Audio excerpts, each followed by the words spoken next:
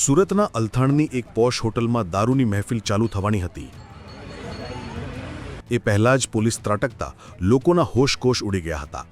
આ પાર્ટીમાં મોટા બિઝનેસમેન્સ અને બિઝનેસ સાથે સંકળાયેલો ઘણા નામાંકિત લોકો હાજર હોવાથી પોલીસ પણ સ્તબ્ધ થઈ ગઈ હતી।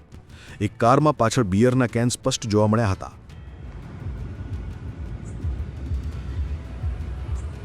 પીએસઆઈએ દોડીને એક કારને રોકતા અંદરથી યુવકે આવીને વિડીયો બંધ કરવાનું કહી પીએસઆઈ સાથે ઝપાઝપી કરી હતી।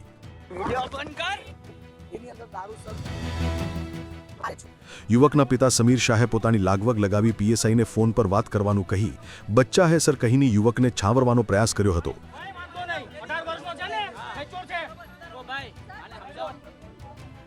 આખરે રાત્રે યુવકે માફી માંગી હતી અને વિદ્યાર્થી હોવાથી કોઈ કાર્યવાહી નહીં કરાઈ હોવાનું જાણવા મળ્યું હતું।